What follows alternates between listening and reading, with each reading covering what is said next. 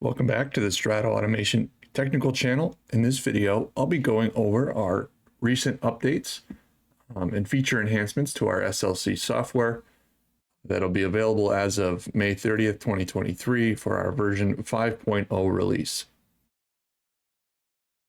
So the first thing is that we've changed the under the hood kind of operating system that this software is built on to the newer version. So you might not notice an improvement necessarily, but it will allow us to create better features going forward and for the software to run smoother overall. The first major change that I'd like to cover is with the I/O chart here. So you can see that I've configured my heating and cooling with a lot of stages. And the way I've configured it, there's some conflicts over here. So what it used to show is that it would just highlight binary output 3 and whatever was configured there first. It would highlight the text red to let you know that there's a problem. But what we've made a change to do is it now shows you both outputs or inputs, depending on where it is, that are fighting for that spot. So it helps you identify the conflict and allows you to make a change easier than instead of going through and clicking and trying to figure out exactly where you created a conflict setting up your configuration. So just a small quality of life change there. Another change we made to our BZ series controllers, so the BZ424 and the BZ122 controllers, in the airflow tab here, we have added an optional external damper private variable selector here. So if you're using an external damper, not the one included on the BZ series controllers, and it's an analog signal, so 2 to 10 or 0 to 10. The default is 2 to 10, but we've included a 0 to 10 signal now, so you can select it here. But you have to use SLC. You have to use our tool here. You can't configure that through BACnet.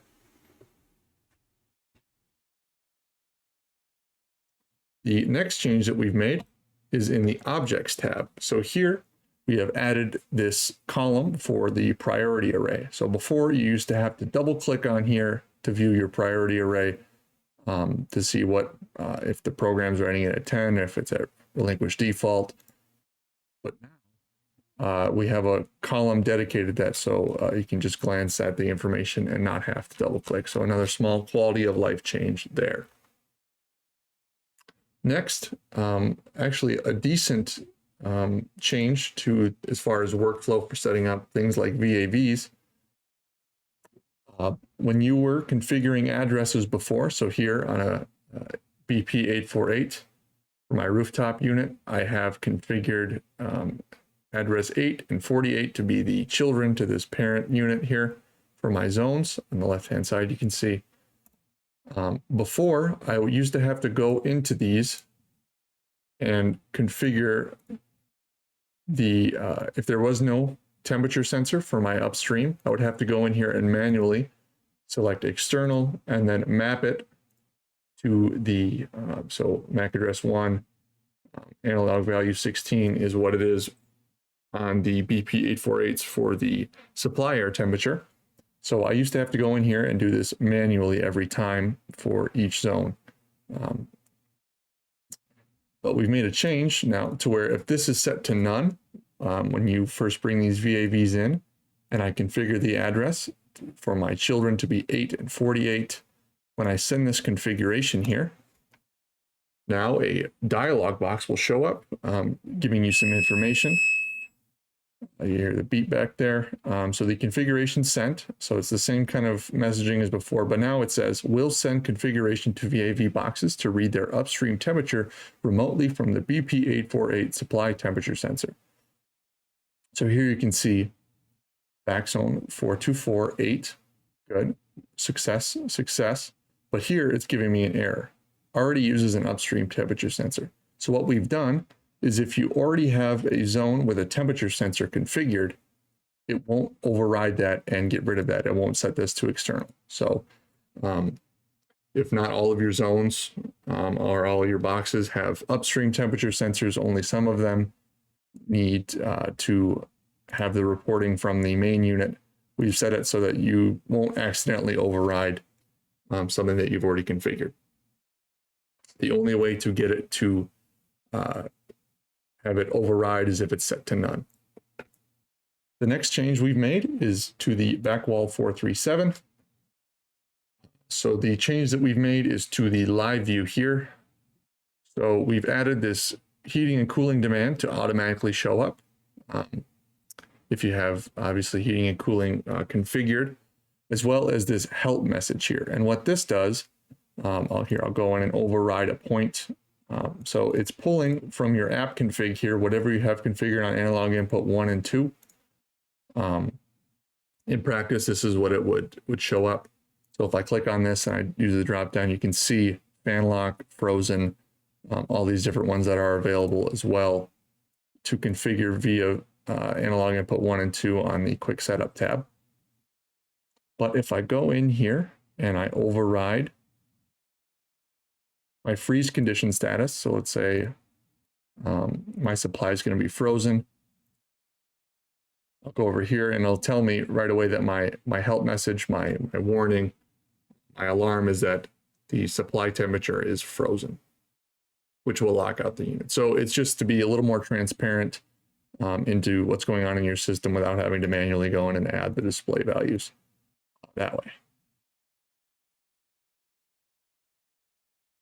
Additionally, now so you can see the priority array here. It's red, so you know it's overridden. So it just sticks out a little bit more and you don't have to go digging through everything with a fine-tooth comb to try to find out what's overridden by clicking on stuff.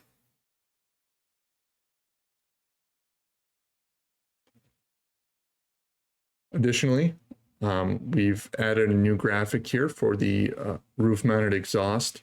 So not necessarily a huge change, but something to note.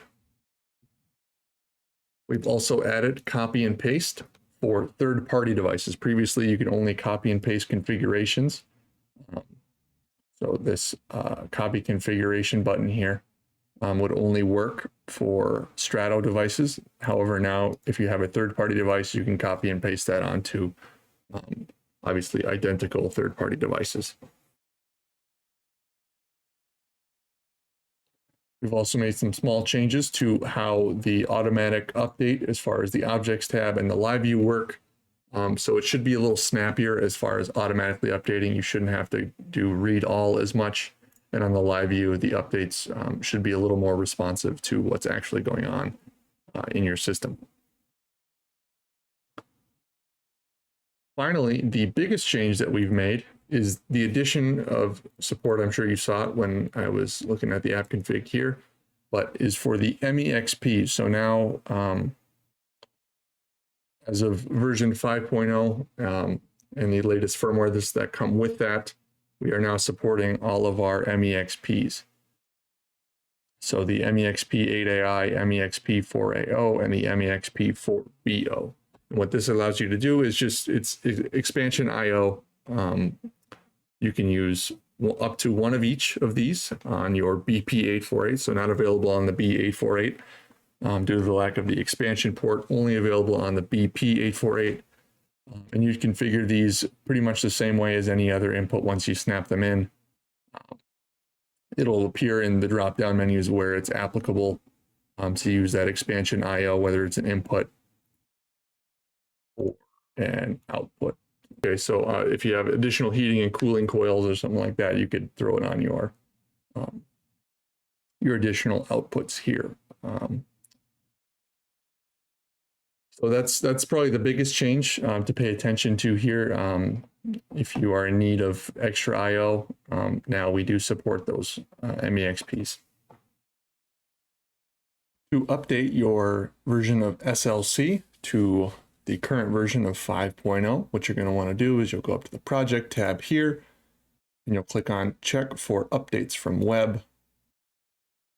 Now here it's going to tell me I have the latest version installed because I am already updated to 5.0, but if there is an update available, it will close my software. So you want to make sure you've already saved whatever project you're working on.